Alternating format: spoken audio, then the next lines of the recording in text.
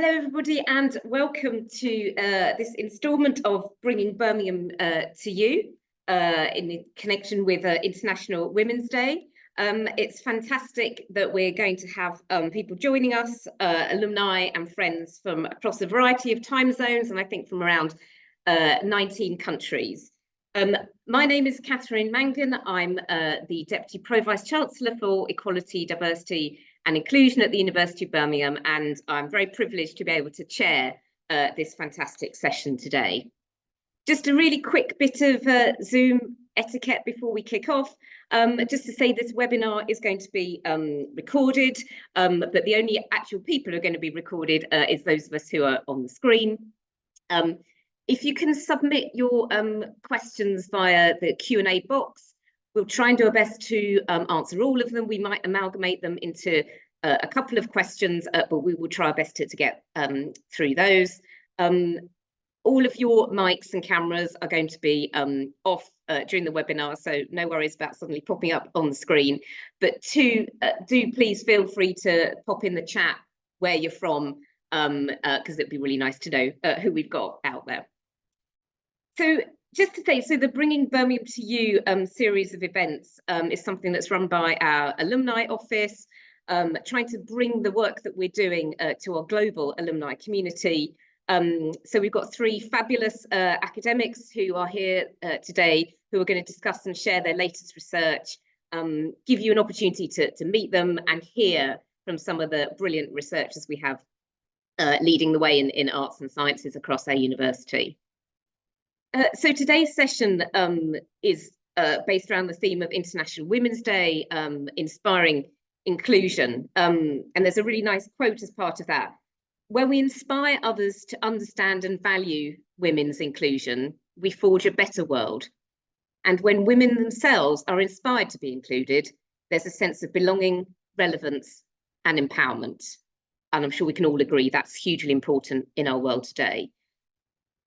And I think it's quite sobering that a new report from the World Bank set out the findings that no country in the world currently affords women the same opportunities as men in the workforce. They found the global gender gap was actually far wider than previously thought, and it's still going to take almost a century before women can expect to achieve equality with men. That means that almost no woman alive today will experience gender parity. I think that's a really sobering thought for all of us. And in recent years, it seems that there's also been a reversal in the sort of hard-won women's rights in some key areas. We all know what's happened in Afghanistan with the Taliban's ban on women and girls from accessing work, education, sports and public spaces. In America and Poland, there's been some really, quick and quite shocking reversal on abortion rights. And we know that the COVID-19 pandemic across the globe had real knock-on effects on women's health. There's also been slow progress in other areas. So the gender pay gap, including on our own institution, it's moving in the right direction, but very slowly. And only recently in the UK, the government rejected the menopause leave trial because of discrimination risks towards men. But this afternoon, what we really want to do is focus on some of the amazing research that's being conducted here at Birmingham to reduce inequality and foster real inclusion. I'm really happy to introduce you to our panel of speakers who are influencing policy and legislative reform through their research, and I'll ask them to introduce themselves in a second. Just to say to everybody that due to the nature of the research that our colleagues are focusing on, some of the topics covered today do relate to violence against women, so I just wanted to flag that up to you. So I'm just going to ask our panelists to give a very quick overview of who they are and their research. So I'm going to start with Meghan, please.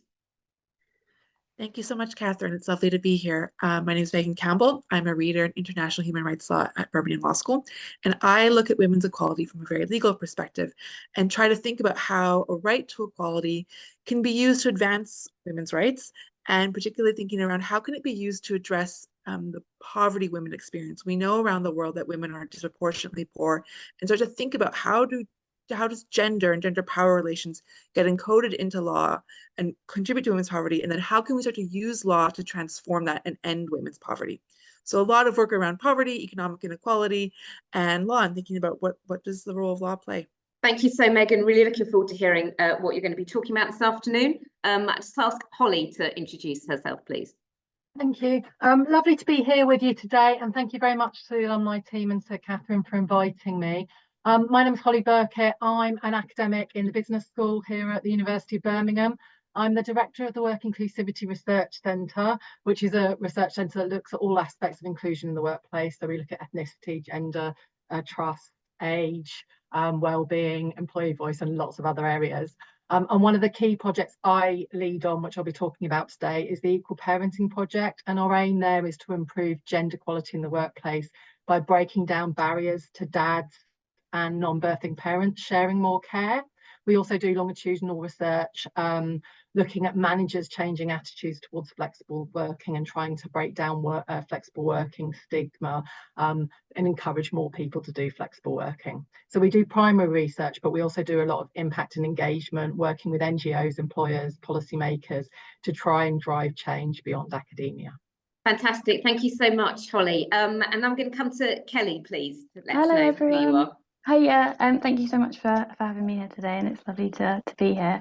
My name's Kelly Mackenzie. I'm a research fellow and a member of the Women, Crime and Justice Research Group. So I'm currently working in the Department of Social Policy, Sociology and Criminology. The research group has been funded by the Jabs Foundation since 2017, and I joined the team back in 2021. And what we're currently doing is we're leading on a project called the Effective Women Centres Project. And the primary aim of this project and the research group is to transform the lives of women that are involved in the criminal justice system by developing the evidence base for what works in women's centres, which are also known as community services. I'll speak to women's centres a little bit more later, but what they do is they provide a really vital service, predominantly supporting women who have current involvement in the criminal justice system or those that are at risk due to their specific needs. So we're working on 4 different work streams, and the primary aim is to demonstrate the value of the women's centres as an alternative to custody for women. And we've worked really closely throughout the years with several women's centres in England and Wales who are committed to obviously being involved in the research and also developing the evidence base in their centres. So I'll be speaking to that a little bit later. Fantastic. Thank you so much, all 3 of you. And I'm sure everyone will agree it's hugely important and hugely relevant research. So I'm going to ask each of our panelists just to speak for about 10 minutes, just to share with us the sort of the key elements of your research, and particularly how it equates to inclusion and equality. So Megan, if I can come to you first, please. Yeah, thank you so much. So as I said earlier, my research looks at women's rights in both domestic and international law, and it considers how law has been used to construct inequality and then tries to think through how we can use law to transform, to dismantle structures that are keeping women trapped in poverty or in any sort of form of disadvantage, and remodel them so that women are able to flourish and enjoy a wonderful life. And the primary focus of my research is a lot on structures and how we've designed the world. And then puts at the center of the question of my research is, if we place women, their needs, their lived experiences, their aspiration at the center of law, how can that change assumptions about how the law should work? So some examples would be, why are pension entitlements so closely tied to continuous work? For when many, many women, continuous work doesn't reflect their working patterns, as they often have interrupted working patterns due to childcare. Or why are social benefits, which often have conditions around performing a certain amount of labor in the workforce, don't take account of women's caring roles, where if you're being told you have to work to be able to access social benefits, who's taking care of your children? Someone has to take care of the children while you're at work to access social benefits. But if we don't structure it to keep account of the fact that 2-year-olds can't take care of themselves, what we're doing is punishing women with poverty for having children. Or another project I'm working on is on comprehensive sexuality education. How does the structure of curriculum and the legal mandates around sex education perpetuate outdated views on women? So when we start to comb through law, we can see there's just all these stereotypes and perceptions about how women should experience the world, how they should navigate the world. And my research is really looking to dismantle them. And so thinking about it in terms of the theme for Women, International Women's Day, about inclusion. And that's a really interesting concept because it's asking who's in a space, who's at the table, who's in a boardroom, who's in an educational setting. And that's really important to make sure that space reflects the diversity of women's experiences. So it's not just a certain type of women, but it's all women. And then that gets to the really interesting question that I'm really fascinated about, is like, not just that we ensure that women are there, because what if they're in a space, we could just be asking women to conform to male patterns to make sure they're able to achieve success in that space. So when in a previous life, I worked as a lawyer. As a young female lawyer, we would talk about, do we have to learn golf so that we can interact with men in these sort of high power elite spaces? And like, none of us want to learn golf, but we were worried that we would have to conform to men's choices or men's lifestyles or way men interacted in work to succeed. When actually what we should be thinking about is not the fact that who's not at the table, but why are they not at the table? Because that'll help us understand what's gone wrong in the way we've designed structures. So if we think about why aren't women in high powered positions, it's often around childcare. So why have we designed childcare in a way that doesn't really fit with working life? You can have just to draw, feminist legal scholarship is often around drawing on your own experiences. And my sister's a paramedic, and child's daycare hours are very set around 9 to 5, but not everybody works 9 to 5. So we have a system of childcare that does not represent how people experience work. So we're going to exclude people from jobs because we've got an idea about how work should be. And that's really what equality law is all about. It's about challenging these status quo, challenging assumptions about the way things have always been, to help us understand better where there are points of exclusion, where we've designed things for only certain types of people to succeed, and then point the way forward to be more inclusive. And one of the questions in preparing for today that got me thinking too is like, why should anyone care about women's right to equality? Like, why does it matter? We can see too, it seems ever-growing backlash with equality. Catherine mentioned the rollbacks, some of them very, very dramatic and very severe, but there are lesser ones too. The recent budget speech mentioned needing to cut back on equality, diversity, inclusivity programs, with this idea that they're very expensive.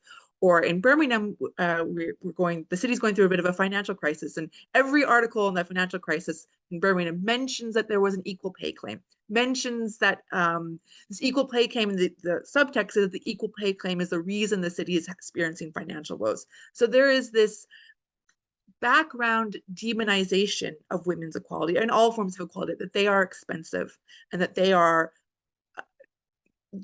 not worth it. Essentially, there are other things that we should be prioritizing. And that is something also that I really push against in my research, that there is very many important reasons to care about women's equality. First is, as Catherine kind of mentioned, there's the instrumental reason. We want the brightest and best people in roles. And if we block half of the population from achieving success, we are flushing out or blocking half of the world's population from being in positions where they can help the rest of us. We want the best people. Why would we just assume that only men are the ones who are able to achieve the best in any sort of field? But we have this sitting around this virtual table, listening to Kelly, Holly, and Catherine. You can see the success, you can see the merit, you can see the skills, that we want to harness that to make sure we can all succeed. We might care about it just for the intrinsic reason that every person should be treated equally, and that we need to care about how other people are treated. And if we see people being treated less, that matters. And there's this other very important reason, that equality, thinking about inequality and structural inequality, is often diagnostic of other harms. So thinking about the Birmingham City Council example, where suddenly women are being demonized, but actually, if you think more deeply, you could start to see maybe this reason why it's not a budget line of paying women equally. And the underlying question would be, if we can only be solvent if we pay women unequally, we have some serious problems that need to be addressed. It also helps understand better about the structural nature of inequality, particularly economic inequality, that it's been a political choice to defund local councils that has pushed and squeezed budgets, as opposed to the fact that we should be paying women equally for every day of work. So when we think about inequality, we can just see these connections between different forms of inequality. It's the political choices to deprioritize locality that links to the equal pay issue, or some other work I've done about climate justice. We can see how the devaluation of women's work, the othering of women, the pushing women to the sidelines, the exploitation of women's labor is linked to the othering of the natural environment and the exploitation of the natural environment, that it helps us see these really important links between inequality of women and inequality in other spaces. So another good example would be around colonial struggles, or struggles for racial equality are often deeply tied to gender as well. And they can really help us understand how systems of privilege feed in on each other in all sorts of kind of interesting ways, and the challenge in having to dismantle everything all together, and it's moving one brick isn't going to be enough. And so thinking about my research and my research within University of Birmingham, you know, it's such a privilege to be able to work on human rights in the University of Birmingham, because women's rights are they're so dynamic, they're so exciting. You get to, you know, thinking about women's equality means I've thought about things around the devolution of the state from England to Northern Ireland. And earlier today I was looking up issues around how do we structure purchasing power of parity between the economic dollar in Germany and the economic dollar in US, to understand better how global structures between pay scales in different countries can overlap and diverge and reinforce each other. So it lets your brain do this incredibly creative work. And because it's such a rich area of work, it's incredibly interdisciplinary. And I get to work with people like Holly and Kelly, who push me and make me think more deeply about my own sort of biases around how I think the world should work, or how I think research and scholarship should happen. And you get to ask pressing questions. You get to discuss with other interesting men and women who are committed to this, and to be pushed to think innovatively and creatively about the obstacles we face, so that we can do that dismantling work and transform so that women are included in all these kind of spaces. And then thinking about the future of women's equality, you know, it was last Tuesday, I think, was International Women's Day. So that's just a day, but you know, all of us, many of us on the call are women, or most of us on the Zoom are women, and we still are women the other 364 days of the year, and have to keep demanding our rights to be treated equally. So what is on the horizon? And that is a very overwhelming question, because when we look at the news, or you scroll through social media, the inequalities that we see are daunting. Every day we're bombarded with stories of reproductive injustice, of women migrants being pushed back from borders, struggles for equal pay, for ending violence, particularly thinking about the wars in Gaza and Ukraine, the lack of recognition of care work, the ever-present climate crisis, that it becomes difficult to think about how are we ever going to manage all of these inequalities and achieve anything. The task seems so daunting. And so when I think about that and you know, like everybody, you get overwhelmed and think, what could I, as one academic researcher, or as I, as one person, possibly do in the face of these sort of staggering levels of injustice or inequality? I've been doing some research actually on women's legal history, and thinking about how other women in the past have fought for their equality. And it's quite an interesting research, because every time women have fought for their equality, somebody pushes back and tells them they're too radical. So when women are asking for the equal vote in France back in the 18th, 19th century, they were locked up in prison and accused of trying to overthrow the state, when all they really wanted was a right to vote.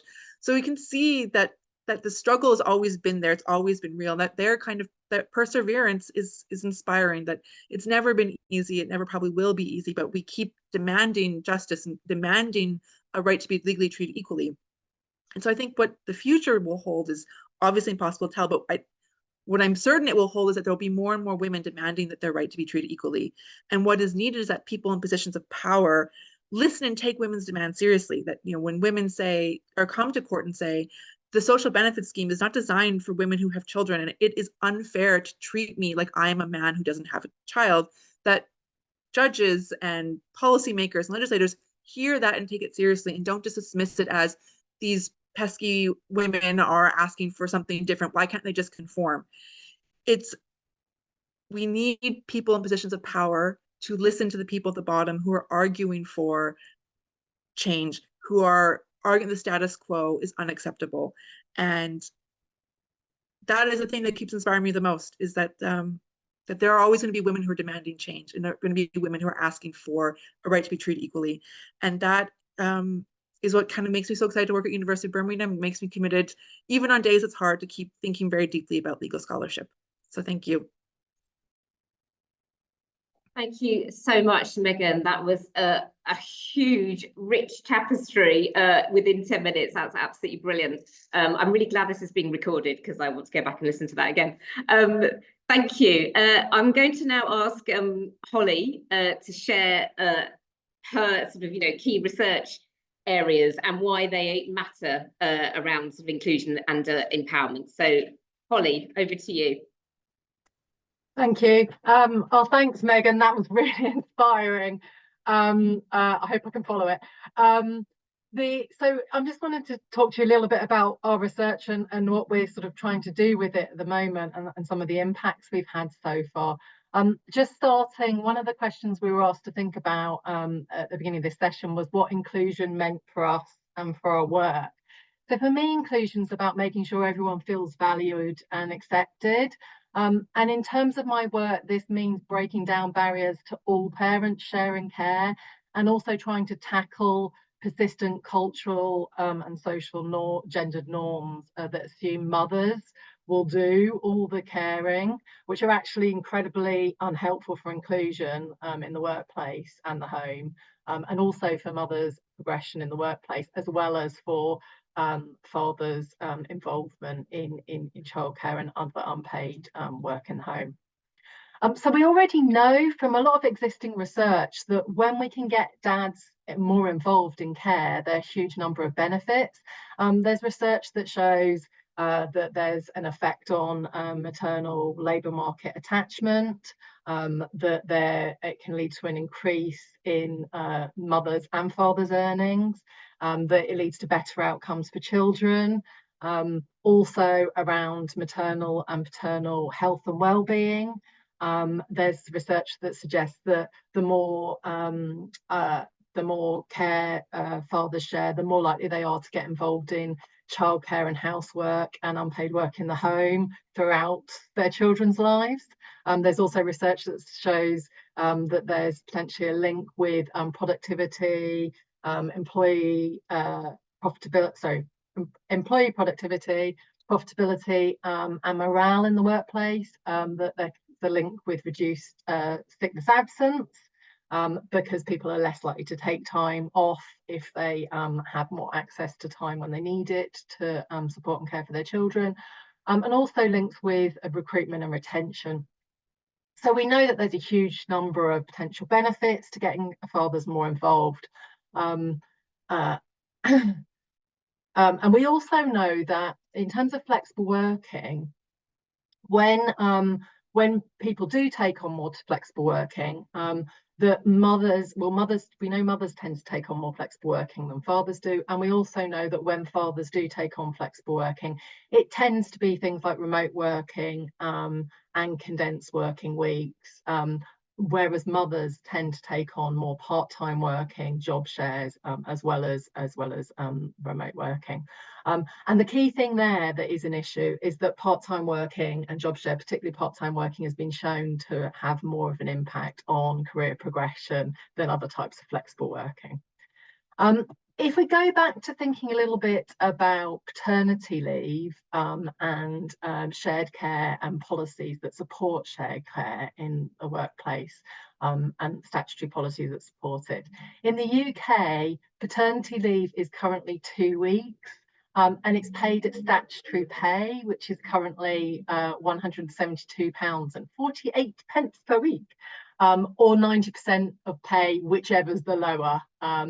While maternity leave is 6 weeks and 90% of full pay, followed by 33 weeks at that statutory rate of £172.48. So you can see that there's a huge disparity here, and it's actually one of the most inequitable leaves in all OECD countries. And the problem here is that it starts to perpetuate that assumption that mothers are always, or indeed potentially should be, the primary caregivers, which does nothing to promote inclusion in terms of caregiving. So we have followed on from that research, and we do a lot of research, both qualitative and quantitative, and longitudinal, looking at the barriers to dads getting more involved in care. So why aren't they doing it? And obviously those stats I've given you about the financial situation are one key reason in terms of statutory entitlements. Essentially, with most families, particularly because men often earn more than women, it's not necessarily financially viable for dads to take on care, even if it would work for the family. There's also work-related cultural barriers. There are the gendered norms around caring that create lots of barriers to men. There's men's concerns around career progression in the workplace and how their work views them taking, and any potential negative impacts it might have on their careers. There's also the concern that dads tend to have, that they might be seen as taking time away from mum, that mum wants or mum's entitled to, and that was a real issue that came forward in our research. And often men and dads just don't meet the eligibility criteria for any kind of leave. So there are a lot of different barriers that men are facing. So at the Equal Parenting Project, we take these findings and this research and the information that we produce through our different projects, and then we advise employers and policymakers about how to break down barriers to fathers doing more childcare. So over the last 7 years on the project, we've worked extensively with government departments. We worked with Number 10, the Department of Business and Trade, the Government Equalities Office, and NGOs like CIPD, Business in the Community, Working Families. Also big employers like Aviva, PwC, E.ON, Nationwide, John Lewis, Suffolk County Council, and lots more, to try and lobby for changes in policies, changes in practices, and get organisations and employers thinking about what they're doing, the effects that their policies are having on gender equality in the workplace, and trying to get them to improve their policies and develop them further.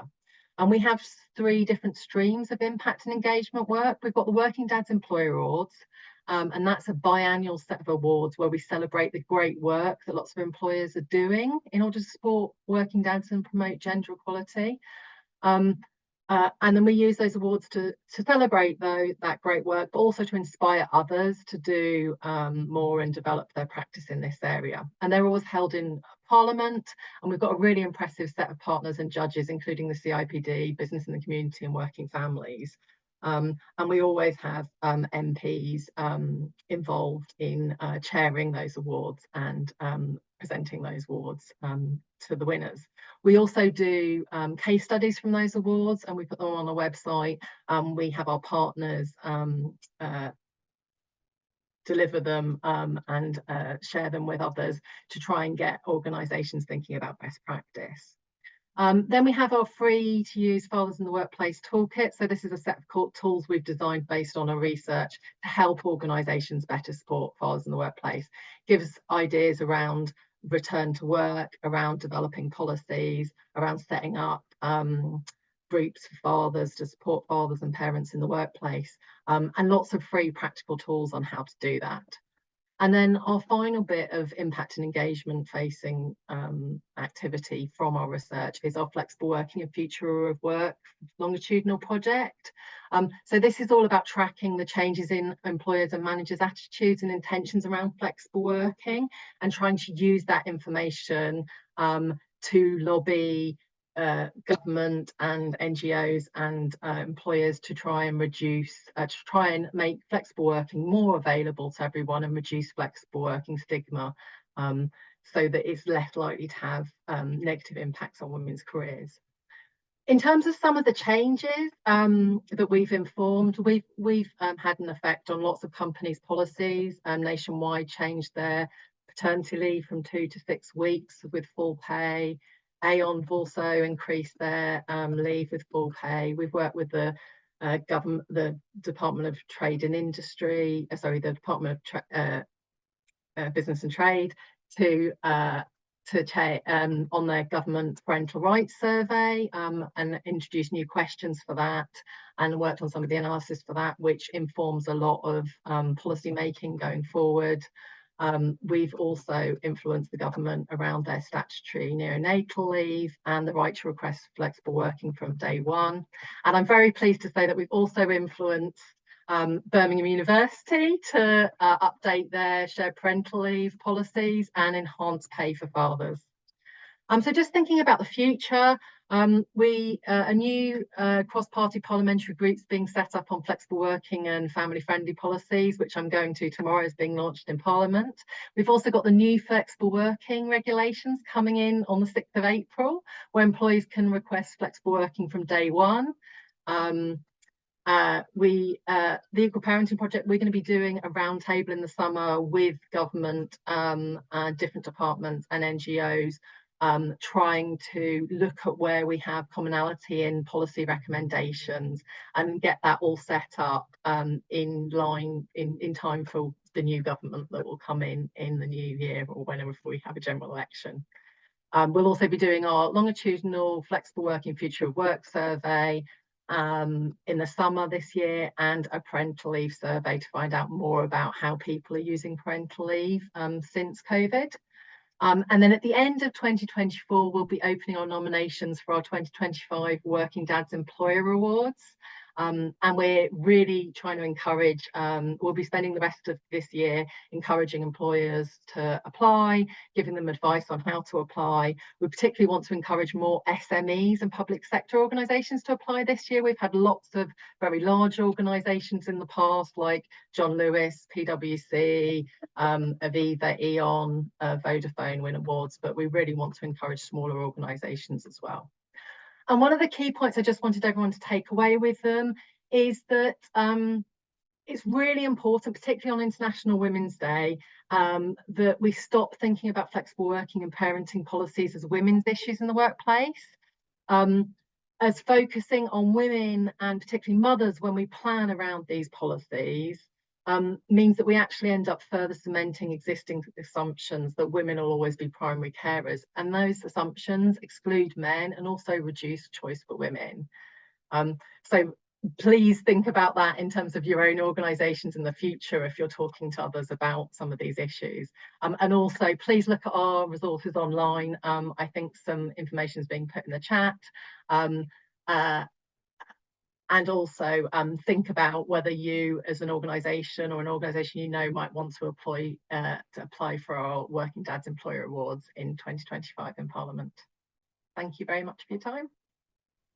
Fabulous. Thank you so much, Holly. And I can already see some real sort of themes coming out between the two of you. And I guess I'm particularly struck around perhaps, you know, the gendered norms that just become an everyday part of the workplace, which you sort of stop recognizing really, and the importance of how we frame some of these issues in order to get them, you know, sort of taken seriously by the leadership. So both really fascinating. Thank you so much. I'm going to ask Kelly, our final panelist, to talk a bit about her research and how it relates to inclusion and equality. So floor is yours, Kelly. Thank you so much. I feel really inspired after hearing both of those talks. So I'll give an overview of what we're doing, and I think thinking through what I was going to speak about today, it's the question around inclusion and what are the consequences when women are excluded. So I want to talk around some of the kind of harms and the consequences that occur when women are excluded, and what we are doing as a research team, among others, working within this field to try and create a more inclusive, gender responsive and trauma informed criminal justice system for women in the UK, but also globally as well. So I want to begin by providing the audience with some context as to who I'm referring to when I refer to criminal justice involved women, and actually what some of their experiences are, because I think that context is really, really important. So women make up 4% of the overall prison population in England and Wales, and 9% of those are under community supervision. So what that exemplifies is they are within a justice system that has been designed largely for a male majority.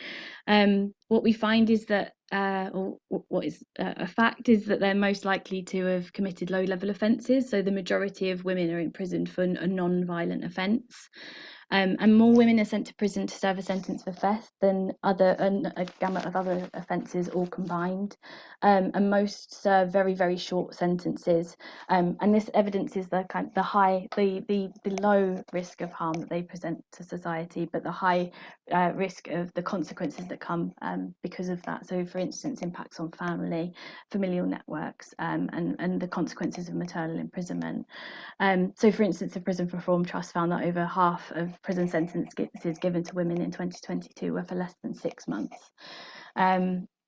So why are women coming into contact with the criminal justice system? Well, criminal justice involved women in particular in the UK are among the most excluded in society. So that's across all indicators of social exclusion. They're excluded at all points, from education, from social networks, abusive relationships resulting in further exclusion and isolation, for instance. And on top of that, they then meet a criminal justice system that's not designed to meet their needs, and entering prison, which seeks to exclude that much further. So I think it's fair to say that they're a very marginalised group of women. So what we see is there's a real need for gender responsive and trauma informed services, and that's become increasingly apparent and become increasingly recognised within criminal justice as well, and there's ample research that supports that. What we find is that women have distinct pathways or drivers into and out of the criminal justice system. So what we find is that these pathways tend to be based on, for instance, the need to survive abuse and abusive and exploitative relationships, as well as substance misuse. Again, that links into crimes of theft, for instance. And what we see is that there's an understanding that women have these distinct needs factors that require different intervention from men. What we find is that many criminal justice involved women have a range of complex and interlinked needs that can lead to their exclusion. So there's this interrelationship between their needs, between things such as drug and alcohol addiction, mental ill health, accommodation issues, poverty, unemployment, debt, as well as histories of violent and sexual abuses, both in adults and as a child. So kind of long histories of abuse and social exclusion there. And I think what these statistics illustrate is a need for an inclusive perspective that recognises those root causes and the drivers of these needs. We know that prison causes more harm than good. It's an unnecessary and expensive punishment that compounds harms and deepens structural inequality and damage, as rates of self-harm and suicide in prison demonstrate. And women's experiences of the criminal justice system and prison are often complicated and compounded by their role as mothers, as I mentioned. So irrespective of whether they have children in their care or not. There's a statistic of around 17,000 children being annually affected by maternal imprisonment. So you can see the ripples of the impact of that involvement. You're seeing that obviously the sentences are low. They are short sentences, but the harm that carries on intergenerationally, we can see from there. So there's a need for the importance of gender responsive services, and what our research seeks to understand and develop is to build an evidence base for alternative sentences so that more women can be diverted from prison. But the issue that we face is that the Ministry of Justice knows that diversion is important, but what we've currently got at the moment is there's not enough alternatives which are evidence-based. The alternatives are there, but it's evidencing them and showing that they work. And this is where the Effective Women Centre project emerged from. So women's centres provide services within they provide services within the criminal justice system and beyond for several years now. And recently what occurred was a new working relationship between probation and women's centres, and that developed and that allowed an increase in involvement of women's centres at a variety of different number of stages at the criminal justice process. So women's centres provide an alternative to custody. And what they offer is one-to-one support as well as group interventions to help address women's unmet needs and in turn to reduce their risk of reoffending. And the Corsten report was pivotal in the creation and the investment in women's centres to support criminal justice involved women. And they are and were envisaged to be a one-stop shop in which women could seek support across a variety of needs and accessing those different forms of support to help them. So what our research aims to do is to develop the evidence base for alternative sentences so that more women can be diverted from prison, and to also demonstrate the value of women's centres as an alternative to custody and a community solution to the issues that they face. So the project comprises of 4 different work streams, and like I say, with that overarching aim to develop the evidence base. And what we want to do is we want to improve practices within the sector for the women who are being supported by those services, as well as for the women that work within them.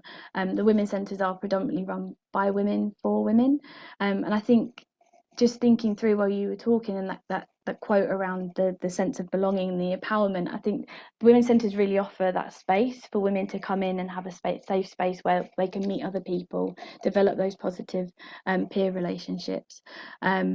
And they really do offer that for the women.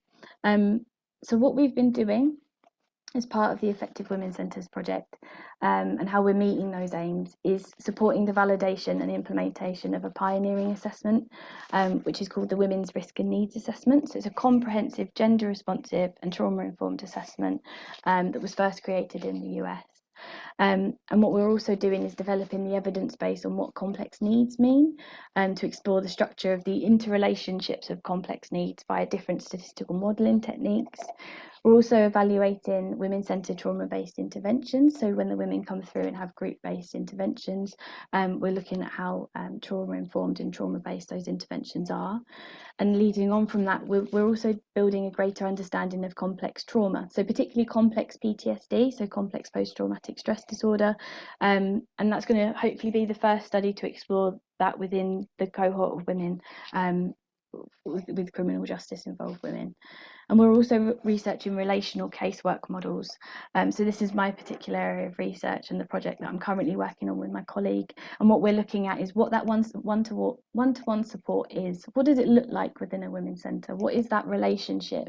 And what does that comprise of? And how important is that in terms of the outcomes that women can achieve when they get the support from the women's centres?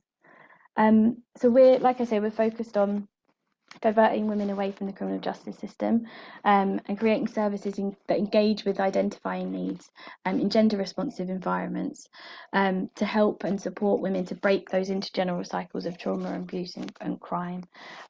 What we need is services to be sufficiently funded and supported to help women with those complex and interrelated needs. Yes, so that's a summary, and hopefully that gives an overview of where we're at. We're very hopeful of the outcomes that we can achieve for the women, and I just want to reiterate how important it is to include criminal justice involved women within these conversations. So thank you. Thank you so much, Kelly. That's absolutely fascinating and a real, hugely important area of research. So it's great to hear that the Birmingham's sort of at the front and centre of that. So I'm going to attempt to try and curate some of the questions that are coming in, and just sort of direct them to the panelists. And panelists, if you could keep your responses concise so that we can get questions in, that would be great. Thank you. So first, I think probably I'll start off with you, Holly, but if either Meghan or Kelly want to come in, perhaps if you just wave at me. So do you have any thoughts around women with caring responsibilities, but we're not talking about children, we're talking about elderly parents, relatives, and I guess children with disabilities obviously will be, longer term caring responsibilities rather than just in the early years. Obviously, a lot of the care for those relatives falls to women, and can quite often be at a challenging time in their own lives, potentially, around the menopause. So perhaps, Holly, if I can just ask you to share your thoughts around that. Yeah, I think this is an absolutely huge area, and I do recognise the issue in that I am yet another person that's looking at childcare specifically. But I'm actually part of the sandwich generation myself, so I have young kids and I have a disabled mum.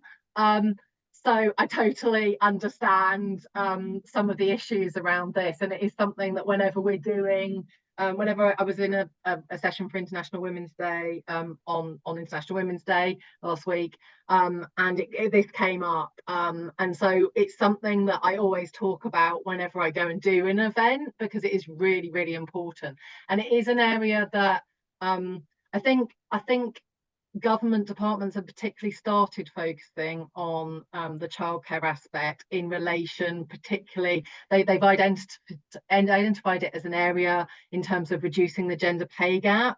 But I have noticed as we go to more meetings that they're starting to talk about care much more broadly, which is really, really important.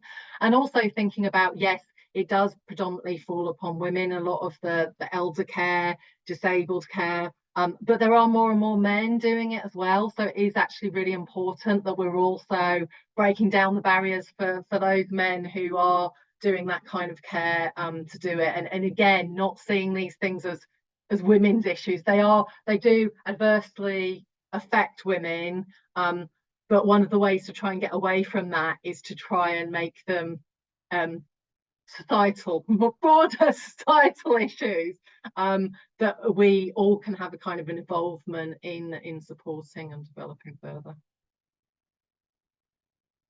Thank you, Holly, and certainly it's something that the university is looking at, how we support people in those situations across the board. So that's absolutely really helpful to hear from that.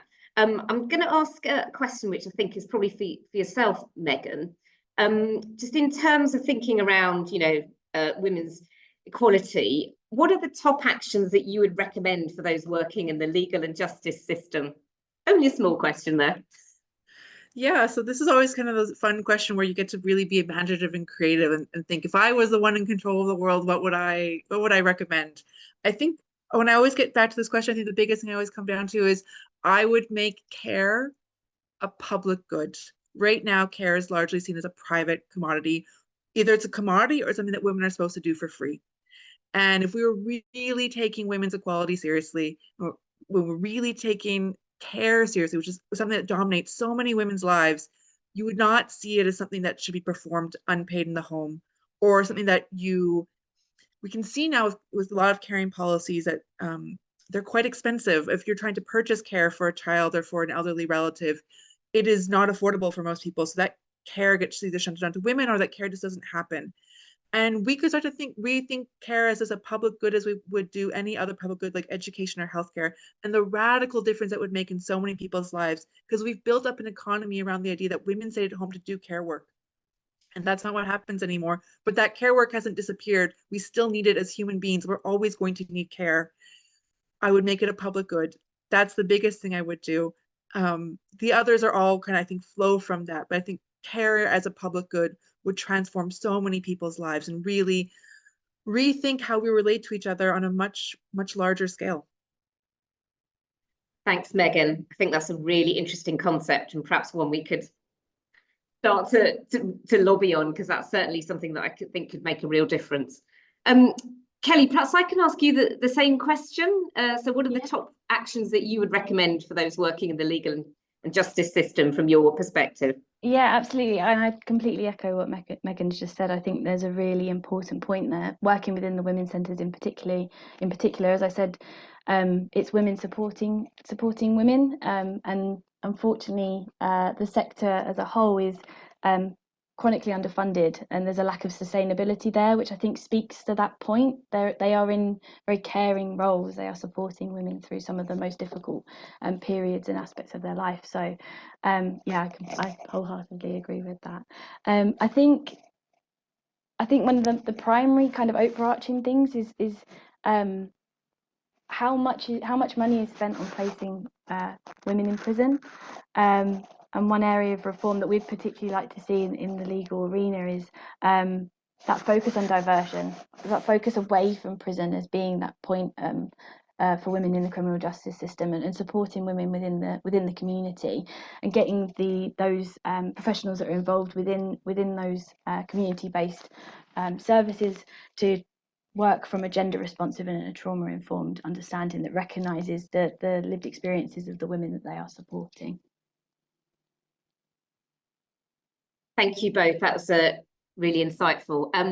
Got a question for Holly, and I think this leads on from what you were saying, Meghan, about having to sort of have the right leadership in the right space who take some of these things seriously. And I guess one solution to that would be to have women in leadership roles who take these things seriously.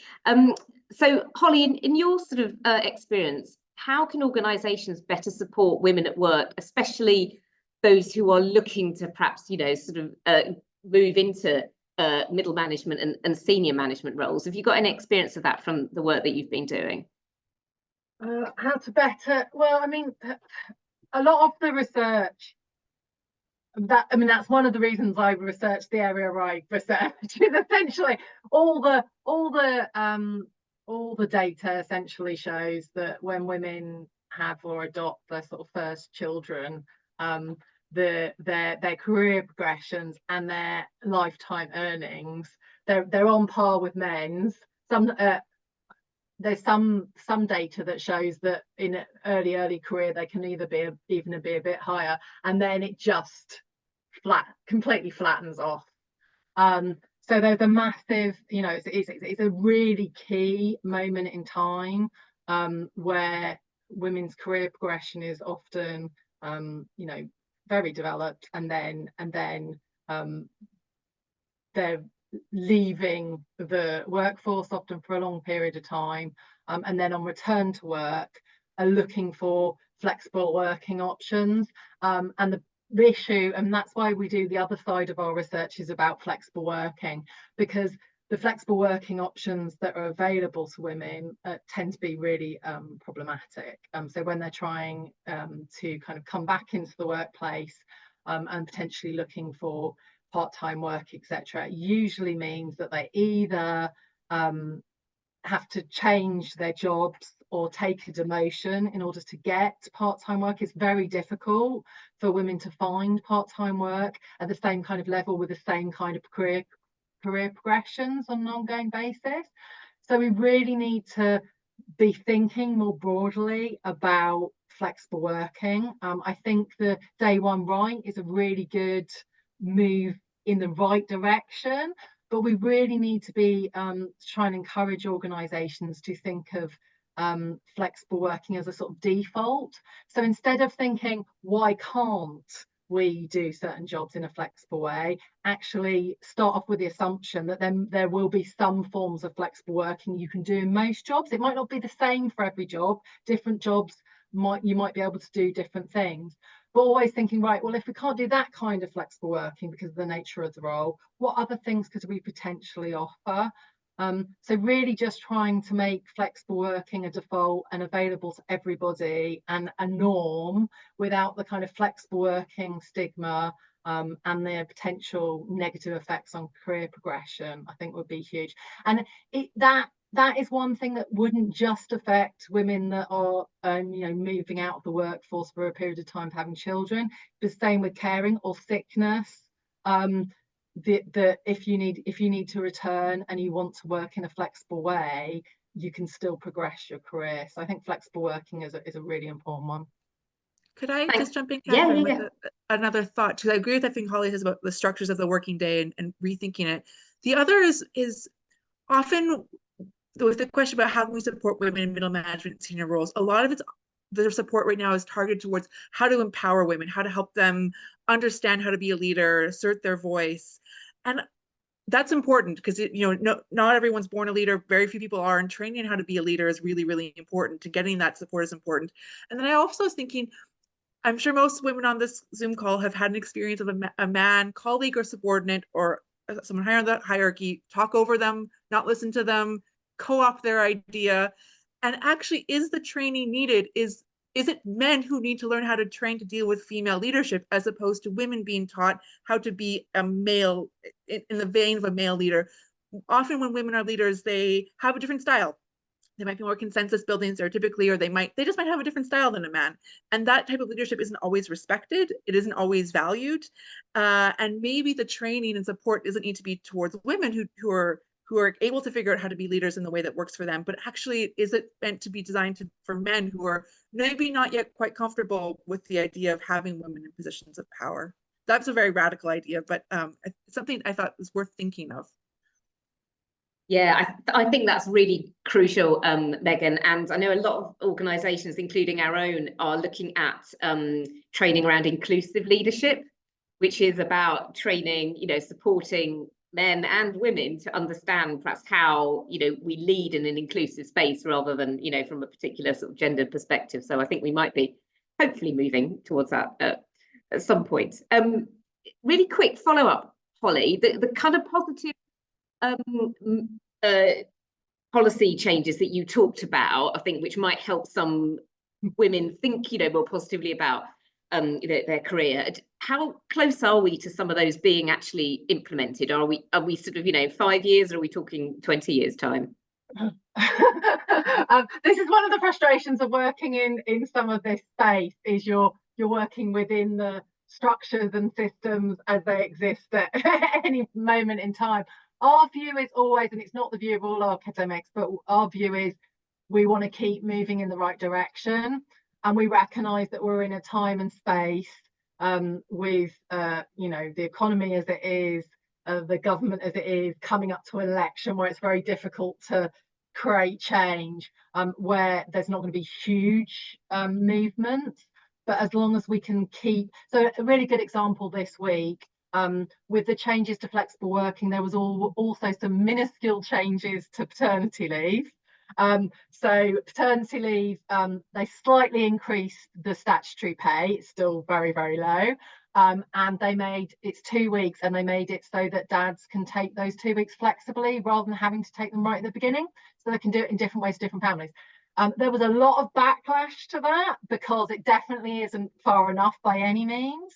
But in my view, it's trying to start offering extra flexibility, and what it also does is it renews the conversation. So there's been a lot in the media about it, and that hopefully then gets everyone thinking about it more. It gets other groups lobbying, and that's how we continue to move forward. So it's kind of slowly, but we keep getting asked into all kinds of discussions and debates for all different government departments. So there is a lot of discussion and ideas around this across all different government departments, and in the across the opposition as well. So I'm hopeful, but it's mixed.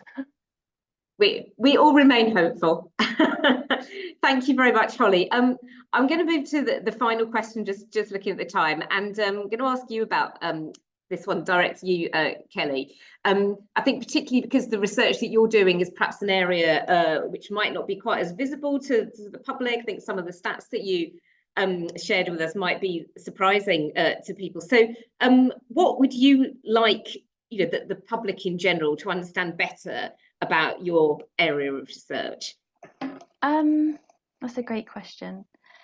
I think I can frame it from kind of a policy perspective of what might be needed. What could the general public recognise might be needed for women, for criminal justice involved women. So there's a variety of things. So investment in services to meet the complex needs of women, diversion from prison, and investment in services for mental health and substance use. I think there's possibly I think it's the drivers around what's driving women's involvement, and a lot of it does stem from substance use, and what's driving that substance use. It may be histories of trauma, for instance. It may be undiagnosed or untreated mental ill health. So I think it's the question around what is the drivers, what are the root causes, and questioning some of those things. I think there's a lot of shame and stigma and stereotyping around criminal justice involved women, because of the system that they're involved in, because they have committed a crime, and it's questioning those stereotypes, it's questioning the narratives that are driving those for the general public. What are the things that are shaping those perspectives of the women, and just kind of sitting back and thinking, what is the drivers of this? Why am I thinking through it in this way? That's brilliant and very succinct. So thank you, Kelly. We could all take that away with us. We've run out of time, everyone. So thank you so much for all of your fantastic questions and your engagement. I think I'm really taking away that we need to work together to support women to thrive in a world that's perhaps sometimes designed by and for men. That's certainly one of the things that I'm taking away. Thank you so much to the panel, to Meghan, Holly and Kelly, for giving up your time and sharing the fantastic research that you're doing. And I hope that we can come back and hear some more from you all. It sounds like you're doing brilliant things that will have real impact in the world. Thank you everybody for attending the Bringing Birmingham to You event. We're really keen to hear from you if you've got ideas for future sessions, anything that you would like to hear about. Please do send your thoughts and comments into the alumni events team. They'd be really keen to hear what you'd like to see. And we'd very much welcome any feedback on this event. I think there's a link to a really short feedback survey we're going to put in the chat in a minute. But just to say thank you so much for everybody, a real thought-provoking, challenging session from all of our panelists, and really grateful for you giving up your time today. So thank you.